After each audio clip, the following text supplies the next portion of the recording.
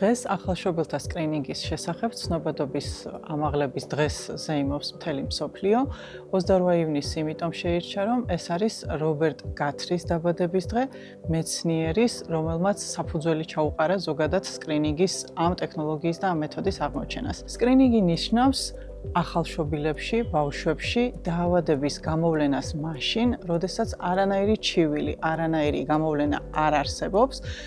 და სკრინინგი ეს არ არის უბრალო ლაბორატორიული ტესტი, ეს არის მთელი სისტემა, ეს არის მსოფლიო ჯანდაცვის ერთ-ერთი ყველაზე წარმატებული კომპონენტი.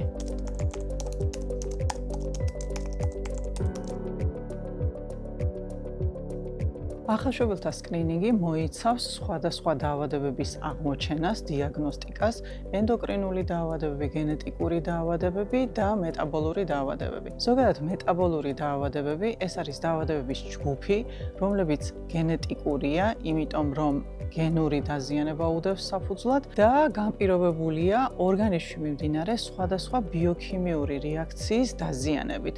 რაღაც ნივთიერება ვერ წარმოიქმნება, ამიტომ მისი დეფიციტია, რაღაც ნივთიერება ვერ იშლება, ამიტომ ბევრი იგროვდება. ნივთიერებათა ცვლის მოშლა შემდგომში იწვევს სხვადასხვა სიმპტომების და გამოვლინებების განვითარებას. მეტაბოლური დაავადებების სიმპტომები ძალიან მრავალგვარი შეიძლება იყოს, შეიძლება მოიცავს ნებისმიერი ორგანო, ორგანოთა სისტემა და საბოლოო ჯამში თუ არ მოხდა მათი დროული აღმოჩენა და დროული დიაგნოსტირება, ისეთი შეუქცევადი ცვლილებები შეიძლება განვითარდეს, როგორიცაა განვითარების შეფერხება, გულყრები, რეგრესი, ანუ იმუნარების დაკარგვა რა უნარიც ბავშვს მანამდე გააჩნდა. აქვე გავამახვილოთ ყურადღება ადრეული დიაგნოსტიკის, ადრეული აღმოჩენის მნიშვნელობაზე. სკრინინგით თუ მოხდება დაავადების აღმოჩენა, სანამ სიმპტომები ჯერ არ გამოვლენილა, ეს უზრუნველყოფს დაავადების დროულ მართვას, ანუ დაავადება ან საერთოდ არ გამოვლინდება, ან თუ გამოვლინდება, შეიძლება მსუბუქად მიმდინარეობდეს და მისი მართვა,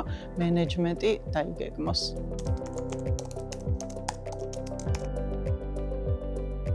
მსოფლიოს ყველა ქვეყანა ცდილობს, რაც შეიძლება მეტი დაავადება ჩართოს ახალშობილთა სკრინინგის ჩამონათვალში, რათა დროულად მოხდეს მათი აღმოჩენა და დროულად მოხდეს მათი მართვა. აქვე ძალიან მნიშვნელოვანია ის ფაქტი, რომ მხოლოდ ბიოქიმიურ მარკერებზე არ კონცენტრირდებიან, დღესდღეობით უკვე ბევრ ქვეყანაში ხდება გენომური დიაგნოსტიკა, ანუ გენომური ახალშობილთა სკრინინგის ჩატარება, რაც მნიშვნელოვანია, იმიტომ რომ თუ დროულად მოხდება დაავადების დიაგნოსტიკა და მისი მიმდინარეობის ტიპის განსაზღვრა, უფრო სწორად შეიძლება დაიგეგმოს მართვის ნაბიჯები. იმედია, მალე საქართველოშიც იქნება შესაძლებელი ბევრი დაავადების ჩართვა ახალშობილთა სკრინინგის პროგრამაში.